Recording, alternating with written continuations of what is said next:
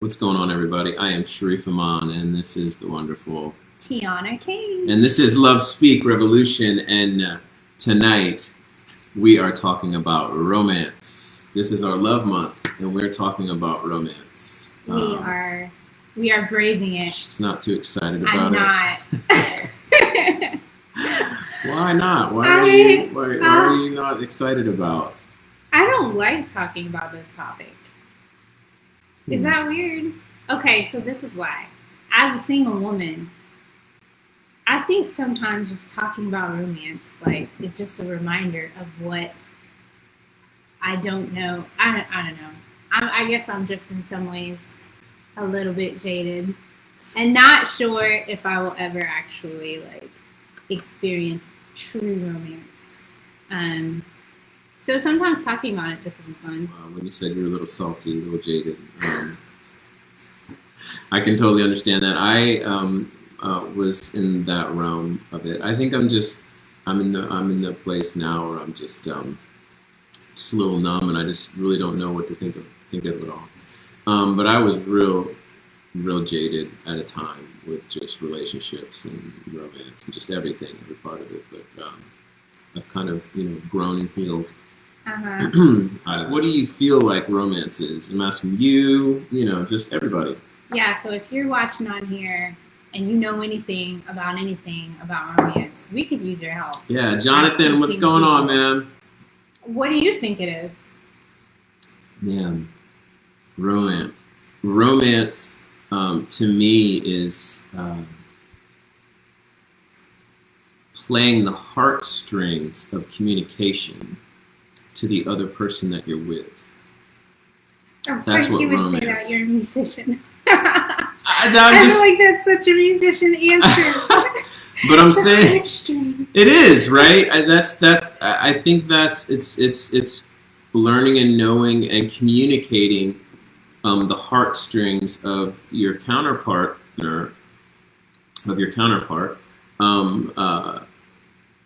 That speaks their love language. Paying attention to what kind of flowers she may like, get them for her, surprise them.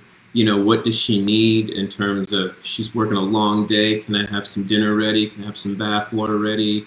Can I give her a gift card to the spa? Can we go on walks? Can we do things that she loves to do? Just that's romancing to me. It's not, I feel like, romance, yeah, you can get physical, right? I think that's one part of it, but I think romancing and courting is being able to speak the love language of your counterpartner and can be consistent to showing them, hey, I love you, I love you. I mean, I've been known to watch a Hallmark movie here or there, and I used to love them. Damien Horn! Damien says romance is alive, okay. Yes! If romance is alive and well... D-Horn! Romance is alive and well, yes, and amen, brother. Talking about how God romances us. It's like a never-ending thing. And I just felt like, as a man, I always look from the standpoint of how am I going to romance somebody, and it's like the most romantic ways is it's selfless. It's not selfish. It's me pursuing somebody and showing them, like I was saying, they're worthy, they're valuable. They're how God sees them, right? Yeah. How God sees them, and me taking that form to romance that special person, and that's exactly what I'm doing. It's a selfless act to pour out unconditional love and care and support. But in a romantic way, I think we can do that as friends, but then romancing someone, your intent is, I want to be bone of your bone, flesh of your flesh. I want to be with you. I want to marry you. I want to commit to you. So that's what romancing is like a bond and a commitment, a covenant with somebody. So that's what I was talking about. I agree with that. So Damien said, when both people find new and creative ways to love one another and discover the newness and progression of relationship. That is a really good definition. Guess what I'm talking about? Go D-Horn! Is there anything else to say? There's nothing else to say. That's what I'm talking about. Okay. So guys, I'm interested, what are some ways that if you're in a relationship, your person, your woman, has done that well for you? What does that look like for you? And what's that look like for you? I wouldn't know. How can we? That's why I was like, how do I talk about this? Because like me personally, I don't really feel like I've ever actually had a guy come at romance from that. It has been more at like, let me do this in order to try to please you, in order to like get something. That's what I've had. So I'm like, that's not really romance. That's just like selfish. These are games, you know. Like it's not really true romance, and that's why I don't know what to. Yeah, I don't think that I've ever. That's what I've had. Let me. I'm gonna a conditional kind of romance you to where I'm gonna do this and this and this, and then you're gonna give me this in the end. You're gonna give me what I want in the end, instead of like. Yes, when somebody's seriously pursuing you, it has to be an unconditional thing, though, like because you still don't know, that person might not choose you, right? But it's still this. I believe that like true romance shifts the heart. You know, you hear some of those stories where like my mom did not like my dad in the beginning. I think my mom threw a glass of water in my dad's face, like when they first met. But my dad didn't stop. He kept pursuing her, and then finally my mom's heart shifted, and it just turned out that she was afraid and she was scared. So I just like, I feel like that unconditional is a rare thing. You asked me, I've not felt. I feel like all the romance that I've known has been conditional, because they've wanted to fix me and change me into their view of what a man was, and when they didn't get it, they just broke my heart and left, you know, and then found somebody else real quick. So yeah. So I think maybe what we're saying is that like romance doesn't just like, there has to be some sort of foundation or like some kind of like type of relationship to begin with for there to actually be like a true romance, one that is not just like totally selfish. Exactly.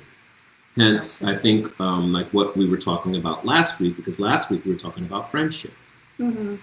Yeah. So it's encouraging to see like how you are intentionally like making effort to like not because you feel you have to, but really appreciating like the women in your lives and putting energy into like making sure that that relationship stays healthy, and that the other person like knows how much you care about them and how much you want them to remember that they matter. I think men, especially in this day and age, and especially Black men, I will say that, but I think men in general, they just have so many obstacles that they are challenges that they have to like fight against. Like life is hard.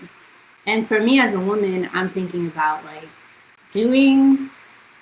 incorporating things into my relationship that make it fun, that like help, that create a space where like a man would be able to like feel safe in my presence, but not just feel safe, but also feel like seen and like felt wanted and needed, and like truly like respected and valued and fun. That fun part too, I think, is like, so like being able to like do stuff together that just feels like, you know, like not having to like be self-conscious or not having to like put on a certain face or whatever, just like stuff that is just like, yeah, that feels to him like just freedom, like in trying to figure out ways to like put that into like the regular day-to-day, and like being mindful of like hard seasons or like things that he might be going through, and like things that feel like home, like that I can just sneak into all of these little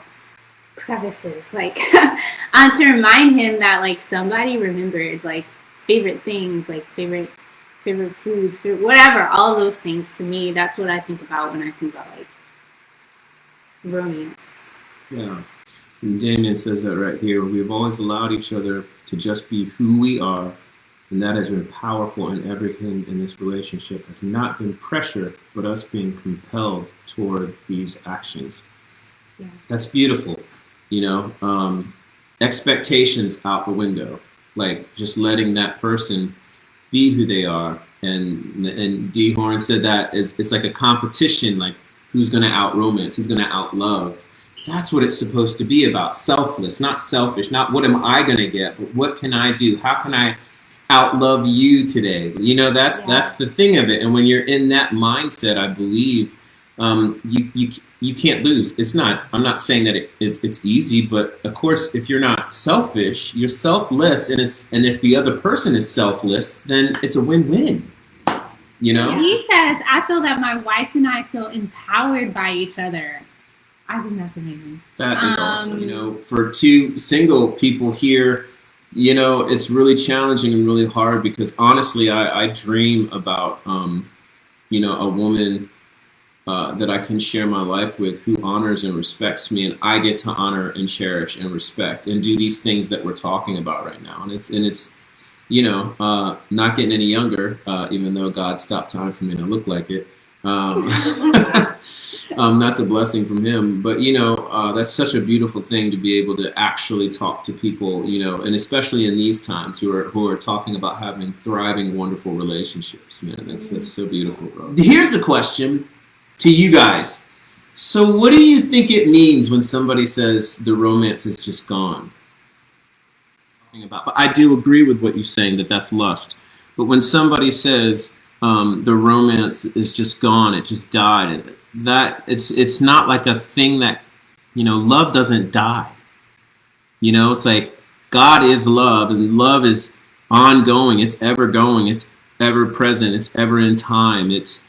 And I feel like there's these powers are the same way, like romancing and all of these things. It just doesn't go away. So when somebody says that, I know what you said, and I agree with you. I think it is the lust. But what do you guys have to say? Of course, a lot of love plays a part in romance, but love is more than that. Mm-hmm. You understand what I'm saying? Because there is love in romance. Mm-hmm. You have to have that love, that unconditional love in romance. It is an important tool of moving in romance, but it is much more. Yeah. You know, it's just a facet of it. Mm-hmm. Yeah, that's kind of what it looks like Damien was saying too. Love breeds true romance. Ooh. So if romance goes away, he questions if there was really ever actually love. Yes. Jay Alt says, I think it's more that they are tired of the work that comes with the relationship. Boom! The men speak out. Because you know what? I think that it's really important as men that we speak about the reality and the truth of this, because I think we're at the forehead of this. We're at the forefront of this as leaders, relationally, being, you know, standing up and actually taking responsibility for the actions and the words that we say, and saying things, you know, and how we romance, and how we, you know, understanding romance, understanding love, understanding all of these things. And it's so powerful. I'm so on fire right now that you guys are coming in, because yes, you're speaking truth. Like there are good men, and we're talking to them right now. There are good men in the world. There are men who know how to love right, do right, be right. We're not perfect, but we are out there. And this is just so amazing. It's such a blessing, you guys. Yes. I have to give some people the benefit of the doubt. Like, I think some people really get into relationships wanting them to work, but maybe not really knowing how to sustain that long term. I agree. Like, that's good. Because maybe you really do care about someone to start out with, but like Jonathan was saying, it's a lot of work. Like, it's worthwhile, you know, but... well, it can be worthwhile. But if you don't, maybe like if you've never seen that model, or like you didn't come in with like the skills, or you're not somehow learning them along the way, or don't have support from like people helping you figure out how to build this healthy relationship and keep going in it, I could see how that would be a challenge. Yeah. So that maybe the people really weren't just in it for less, but it's like they get to a certain point and just don't know what to do anymore. Right. It feels that way. It's more than just what society says it is, right? In the movies, right? Like, it's more than what the songs on the radio say that it is. Because does anybody really? You ever hear the song talk about work? You know, I think they just talk about the ending parts, the fruit of the relationship, but they don't really talk about like the steps that it takes. I mean, it's not rainbows and sunshine all the time, but when you choose the things that we've been talking tonight, and you're selfless, as God talks about, then you learn to view each other in this amazing way. I think that you view each other how God views you. How God sees us. You begin to see each other through the eyes of God, which But causes you to elevate in those times. But like you're saying, I agree. People don't know how to correctly relate. They don't know how to rightly relate. Last week, Missa was saying like how they continually like check in every so often, right? Right. Where there's got to be like continual kind of like reevaluations because you're growing. I mean, like at least even in my friendships, like I'm not the same person I was last year. I'm not the same person I was 5 years ago. Right. So if you're with someone, y'all are constantly growing and changing. Even your interests, your passions, like your dreams are growing and changing. And so I think maybe there's some piece to this romance and like continuing like to be able to sustain stuff that requires you to be like continuously like almost getting to know your person. I wouldn't say again, but like in the different forms that they're like taking. The word that comes to my mind is yoking. When the Bible talks about equal yoking, I think that's what you're talking about. I think that there might be a lot of us that are so unequally yoked that one person is growing and moving, and then the other person is not growing and moving, and that creates conflict as well, because that was the kind of thing that I was in, because I was constantly, being in recovery, and just really having a heart for Christ and seeking after Christ. I was constantly growing through my processes of everything, and a lot of times being in relationships, I was with somebody who wasn't changing at the time, and so that just brought a lot of strain on the relationship. And I'm not saying that I was perfect and they weren't. I'm just saying that it brought strain. There wasn't an equal yoking. So when we speak of an equal yoking, that means the same minds. You're walking shoulder to shoulder. So we need to be equally yoked with somebody who, I don't know, mindset, maybe values, maybe, but as you say, things change and you grow. But I think it might be you're with somebody who's willing to grow with you. Mm-hmm. But that's what I'm saying. Like, if we're willing to grow together, we can't just be like, okay, I'm willing. Like, I think there's got to be like intentional along the way, if we're willing to grow, like efforts to keep up to date on like how the person is growing and changing. Yeah. Because like even like I said, like my dreams that I have now are different than a year ago. I'm still essentially the same person, but like right. So to support me now would look differently than like if you were trying to like support me a year ago, right? Like, as a friend or as a partner. Damien says, we got to get healthy as individuals first. We can't give something we don't got.